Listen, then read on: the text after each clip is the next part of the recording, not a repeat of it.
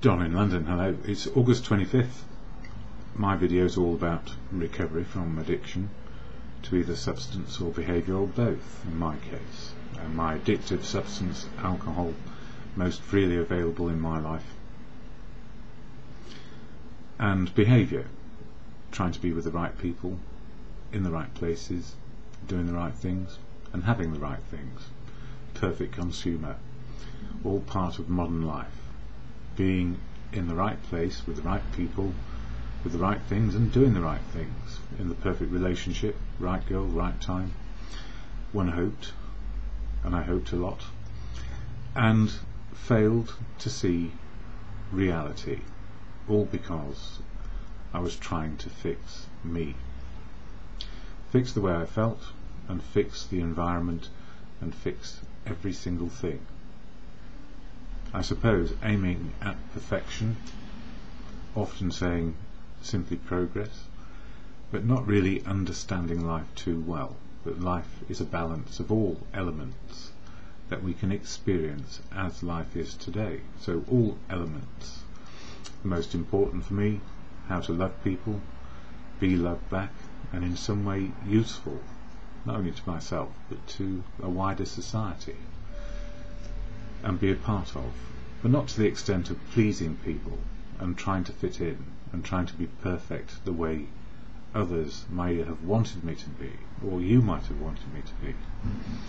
So a more balanced approach these days, no longer needing to fix my feelings or fix myself so I felt all right, and then thought about what I could do next to feel even better about life.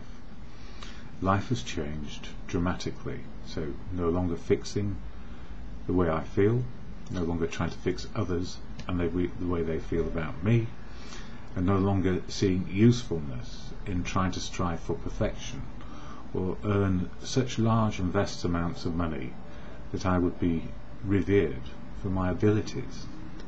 No longer. I'm quite happy just to be me. So who am I? Well, I'll know more about that by the end of today. And each day I take one day at a time. In recovery, I don't drink one day at a time, and this is going on continuously for some time now. But I remember when I first heard that I could stop drinking one day at a time, and that there is a program out there which is only one day long, which leads to long-term sobriety. I doubted that anybody could do that. However would they have the willpower to do it? However would they be that determined when me, the most determined person I felt was on the planet, and judging it so harshly? Why couldn't I stop drinking? And the simple answer was, I became addicted to alcohol, an alcoholic. With alcoholism, that is the inability to stop drinking for whatever reason, for any period of time, I would always go back and drink again. I would swear off it, think my life had become very boring if I couldn't drink, and what would life be like if I couldn't drink ever again? All these feelings of frustration and fear that my best friend had to be let go, that being alcohol. Well, in the end it turned out to be my enemy, because I couldn't stop drinking and I needed help.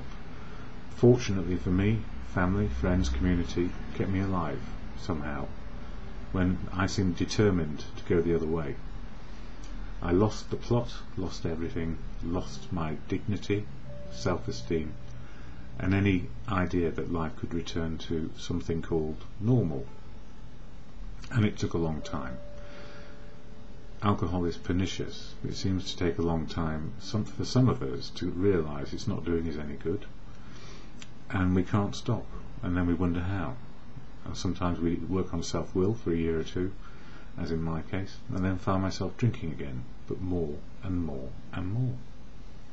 And this is without help. So family, friends, community, professionals, medical people, all played their part in keeping me alive and helping me find a path to sober. And the path to sober started with a moment of clarity, but in my case life seemed it could get no worse. Nothing, no one park bench, nowhere to live, nowhere to sleep, nowhere, not wishing to be in contact with anyone who knew me from the past. And then I realised, well, if it can't get any worse and I'm still alive, maybe it's worth a shot. I've got nothing left to lose. And then, for the second time, I tried AA, Alcoholics Anonymous. And I did it with an open heart. That is, I don't know, and they may know, how to be sober today. And they were right. They did know how to be sober one day. And the irony is, no single person stays sober on their own, because if we're on our own, we revert back to type and how we live life, because we want the old life back, the good parts, not the bad parts. And why shouldn't we? We deserve it, after all. Well, I don't know that we do. We certainly don't deserve the horror that we go through in addiction. So AA, Alcoholics Anonymous, provided me with a lot of people who knew how to be sober one day at a time and shared about it in meetings and groups, and kept me interested in finding out how to do what they did. So AA continues to be a place I go. I am a part of a fellowship which works, if we work at it. So from the horror to living life on life's terms. I don't speak for AA, never can, never will, don't want to. AA is a very clear fellowship. Nobody's in charge, there are no leaders. We are all trusted servants.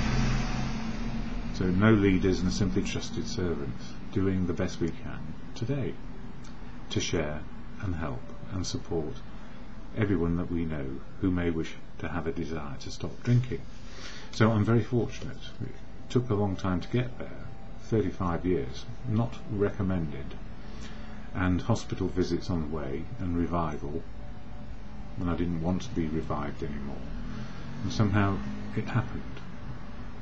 And some people call it a miracle, and by today's standards it is, because no human single individual seems to be able to crack it on their own and keep sober, not without losing something and not getting balance. So we can be addicted to sobriety in two ways. Addicted in a negative sense of we're always fighting against it and angry, or happy, joyous and free most of the time, if life is happy, joyous and free in real life. That can happen too, and we don't have to fight anything anymore. It's not a battle. We're not trying to be victorious in the sense of overcoming the malady. It's accepting we have a malady and not indulging in it. So how does AA help me on a daily basis? Like I say, no leaders, only trusted servants. That's everybody who's in it, and you're in it if you say you're in it. And this is how it goes. This is the AA preamble on this piece of card, and it's one of the best pieces of card I've ever come across, because it has the what AA is, then inside it has the AA steps and traditions. You can't see it too well, my camera's not that good.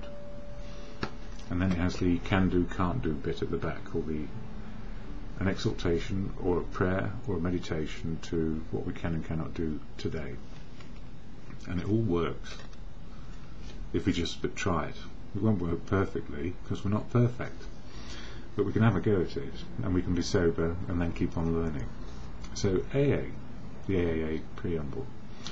Alcoholics Anonymous is a fellowship of men and women who share their experience, strength and hope with each other, that they may solve their common problem and help others to recover from alcoholism. The only requirement for membership is a desire to stop drinking. There are no dues or fees for AA membership. We are self-supporting through our own contributions. AA is not allied with any sect, denomination, politics, organisation or institution. It does not wish to engage in any controversy, neither endorses nor opposes any causes. Our primary purpose is to stay sober and help other alcoholics to achieve sobriety. So, only requirement to be in a desire to stop drinking. no rules, laws, regulations getting in the way of that. Because if there were rules, laws and regulations, being an alcoholic, I'd have said, no, I'm not joining in and being held to account to your rules, laws or regulations. I'll go down the pub to a bar and drink myself to death, rather than submit to somebody exerting power over me. I think it's called being a rebel. And if you haven't got any money, you're welcome. If you have a little bit of money, please help pay for the rent, tea, coffee and some literature. But we remain forever frugal and poor because we don't want money to be an issue, because money can be an issue, causes power breaks and lack of trust often, where people want to hold on to the accounts and use power. So, democracy. But we're poor because of it. We're not poor, we're very rich in experience. And not allied to anything. AA is not allied to anything, but everybody in AA is allied to something. A school, a university, a business, an organisation, a religious order, all with political, religious and other beliefs and understandings about life. But when we go to AA, we may share about how our lives are and what we're affiliated to. We're only listening really for why a person is sober. We don't judge them on their other affiliations. In fact, we don't judge them at all if we're really in the right place. We listen for the similarities which will keep us sober today. And of course we gain familiarity but not contempt for those who are sober. Or we might say, oh my goodness, Charlie's at it again. But we don't do it with malice. That's the difference. We may smile that somebody shares the same story over and over again, but after all, the story of recovery is the same over and over again. Sober today, and the rest of life is working as it can, as life is. It won't stop war and famine. It won't stop some people being richer or poorer. It won't stop so many other things. But at least we can live life on life's terms without a drink and find balance in there somewhere, and that life is then worthwhile again. So I share from the Daily Reflections this book, not from the AA Big Book all the time. I've done that on other videos about how the 12-step program works, but this Daily Reflections actually covers the 12 steps and 12 traditions. 12 steps to be open, honest and willing to change, and the 12 traditions which are about unity, service and recovery. And the 12 steps will work slightly different for everyone, and the 12 traditions will work slightly different for everyone, because we're all individuals. But broadly, there are similarities which hold the whole shebang together. And in holding it all together, we get sobriety one day at a time. And we meet people who are like-minded, and we meet people who we just don't like intensely, because they're just not our sort of people, and they hold abhorrent views. Just like any walk of life. We have people we like and don't like, people we invite in and want to be included in their company, and people we prefer to be excluded from. But we don't judge a book by its cover, and we hope sincerely, I'm saying we, well I hope sincerely, that people find out how to be themselves and be open, honest and willing to live life on life's terms, which means we become more rounded and balanced. And I guess the AA Daily Reflection from the book I just mentioned, 365 pages, all about the steps and traditions, for August 25th. The gift of bonding. Relieve me of the bondage of self, that I may better do thy will. Which is a reference to God, and some people in fellowship, a lot of people, believe in God. But if you ask them to define God, I think they'd be hard pressed and probably wouldn't even try. And also, some people don't believe in God, so they're agnostic and atheist, and nobody is questioning another person's beliefs. They may just say, I don't want to believe that way, or I just don't believe that way. So what is it? The gift of bonding. Relieve me of the bondage of self. Self-obsessed, self-absorbed, thinking I'm right and you're wrong. More I need to understand where you're coming from, so today and now we can work and live in harmony, relieved of the bondage of being right and perfect. Who is? But we can get that way, and that's the gift of fellowship. Similarities, but everybody does it their own way and utilises the 12 steps and traditions as they feel is right for them. But there tends to be broad agreements because we have to discuss and agree everything for things to move along. Here it says, many times in my alcoholic state I drank to establish a bond between myself and others, but I succeeded only in establishing the bondage of alcoholic loneliness. Through the AA way of life, and the AA way of life is simply to be sober so the rest of it can work as you choose, I have received the gift of bonding with those who were there before me, with those who are there now, and with those who are yet to come. So we try and keep the fellowship going one day at a time for everyone, so more people can join in. Some people drop off the fellowship through death, normally through natural causes, one hopes, or they go back for another go and they don't succeed.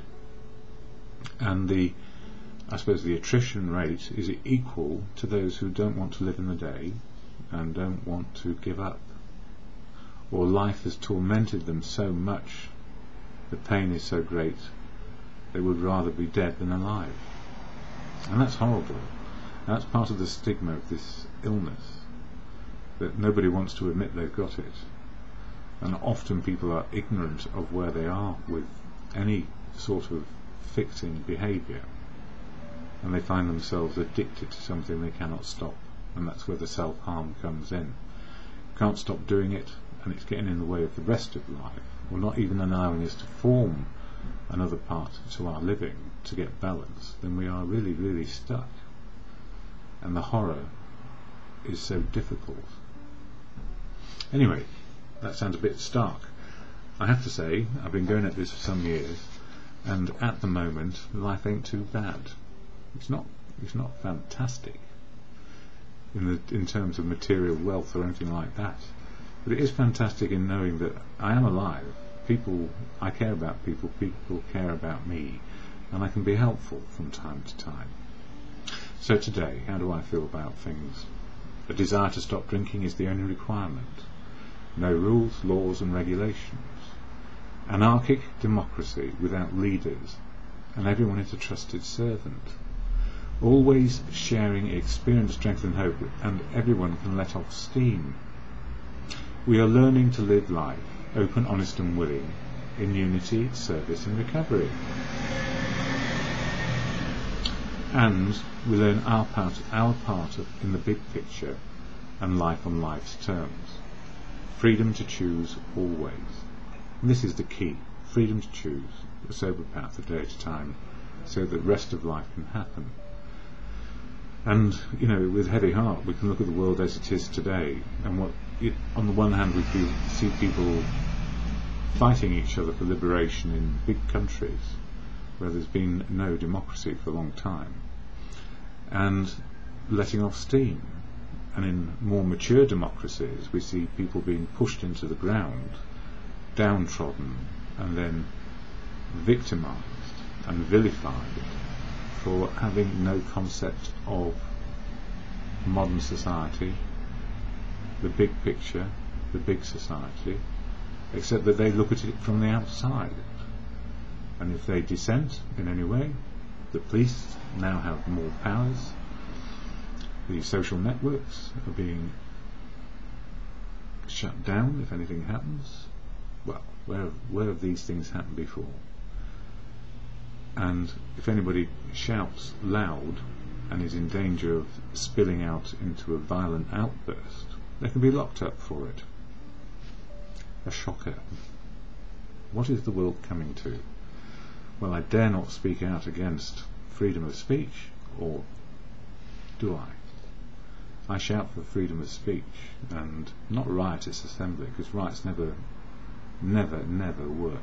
All they do is cause more fear and damage. But to shut down freedom to speak and freedom to choose, and freedoms not actually applied to some people because they're considered outcasts, because they can't learn like other people, and so aren't included, is a very dangerous path to tread, and is done as a knee-jerk reaction most often, where fear is driving the government, fear of loss of power. Anyway, I'm not in that situation today, but I fear for people, because if you don't have a pressure valve, a way of letting off steam and expressing views and opinions, what on earth is going on? And as we get a social media and an interconnectedness across the globe, people see how other people are behaving. So it's all about the big picture, not one particular class or anything like that, which is going to see it through to the ends of time. It's more volatile now. I ought to be careful. This is not about politics or my views, but about recovery. But at least I can have these views because I am in recovery, and I'm not sitting at home feeling absolutely outraged by the way people are being treated on the streets of the UK, and how they're being treated where they're excluded and pushed out of society rather than included and helped back in to the big society. I say big society because that's what's been used to get votes recently. So people need to be in the big society, and we need to know how to include them, so we don't get riots, we don't get pressure points where people are pushed into... Have you ever heard the term kettled? If you're kettling people, you're causing a pressure which is likely to explode in your face, and that's the problem. In the old ways, where we had speaker's corner and people may have been told to shut up for being ridiculous, at least they had the voice to sound ridiculous. So in the fellowship, anarchic democracy, which means that everybody has a voice. They can say what they like, and they let off steam, and sometimes they get very, very heated about it, and they may not get their own way just because they talk loudest. Most often it is the majority who stick around to vote for changes who are the often silent majority, and the loud persons at the extremes have their say too. Sometimes they win, sometimes they lose, but nobody is told to shut up, and that's why it works, because we have a voice again, and then we find moderation, balance, and then something else happens. Yeah, and my second comment about today, life balance can be at odds with modern virtues. To become top at a single element of life, driven by ambition and self-will, adulation for being famous as an athlete, a pop star, a celebrity, a business person, a politician, a guru, a drunk. One skill in pursuit of perfection. I was never a perfect drunk, or maybe I was, for about a moment. Burnt out and worn out too soon. The road of recovery? For anyone. Extraordinary, ordinary. Learning to love, be loved, and truly useful, one day at a time. That's what I come to, and it was the topic of conversation when I was discussing projects to help people without any advantage to get an advantage of being equal to others. And it was worthwhile. It absolutely knackered me, because I spent 3 years hammering out, let's not drill down into the nitty-gritty right now, let's stay in the big picture of it and see how we can develop some strategy and vision about inclusion rather than exclusion, or patronage when no patronage is required. Simply democracy, be it anarchic for a while, or just simply a democracy. After all, democracy ought to be anarchic, because everybody has a point of view and somewhere to express their views and opinions without violence. Previous years, this is between 2008 and 2010, I've said this quite a few times recently, an emphatic no is better than a half-hearted yes. Learning how to say no is one of the most difficult lessons for some of us in recovery. Learning not to get pulled into some situations with some people and places means we can make better choices about what we like doing and must do to be ourselves each and every day. So if I were to enter the political arena, business arena, or some of those other arenas, rather than going out in the fields and digging potatoes or planting seeds or whatever I could do, whatever it would be, I need balance in my life now, and I need to say an emphatic no to some things, which is being, I don't want to be a guru, I'm not, I'm just trying to find common sense in life, common purpose around being part of, included, having enough, just enough will do, thank you. And finally, inclusion, choices and love today. These are possible, not guaranteed and not certain. So there are no guarantees and no certainties in life. No longer isolated in a malady, and allergic and addicted to something. Single purpose, single-mindedness, drunk. That was me. Now more open to being a part of life around me. When I reach out to help or ask for help, I may need to do this as often as I can, as I include others who then included me in what is happening today. Or, that wasn't said too well. But my biggest fault is not asking for help in good time.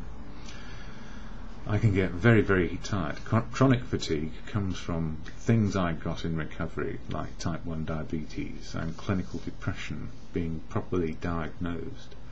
I didn't know I had these things. I just medicated myself into oblivion with alcohol for many years and wondered why life was turning out as horrible as it did. So these days I try to ask for help in good time, but sometimes I just don't have any. Diabetes is the silent killer, or one of the silent killers. It only takes a miscalculation on my part with an injection and I can be dead if I'm on my own, which is most of the time. So I try to do the right things, but I'm not perfect. So I try and keep in touch with people to let them know I'm alright. And sometimes, if I don't get in touch, they do ring me up rather quickly, just to check. But all my immediate family's left my particular environment and geography, and that's a good thing for them. But it can make life a bit more difficult. But that's just the way it is. So friends and fellowship are really important to me for very practical reasons, and the most important reason is sobriety, so that the rest of my life can happen. Whatever life it is, it's probably best lived sober for me and many other people too. So that's me for today, and what helps me, the can do, can't do, wisdom to know the difference bit. That's the stuff I learn every day. At the end of every meeting we say the serenity prayer, and that is to the God of your understanding. There is no AA understanding of God. People are trusted servants with their own ideas and views on anything and everything, including God. So there is no universal definition other than we're not God. No one is. And nobody really has access over another to the words that may have come from the divine. So God is as you choose it to be. For me, it's the absolute truth of reality, love and wisdom coming from others most often, and being informed by every evolution and understanding that we make of the natural world. And spiritual is living in the moment of now, spiritual connection to reality. After all, we are of nature, and that our natural state is to be aware and feel life as it is right now, rather than a head full of thinking of how it was and how we want it to be. It's living life on life's terms. And we need to be reminded, a gentle reminder to self is the serenity prayer unto everyone. So, to God, or in good conscience, as is right for you. God, grant me the serenity to accept the things I cannot change, courage to change the things I can, and the wisdom to know the difference. for me in the moment and just for today.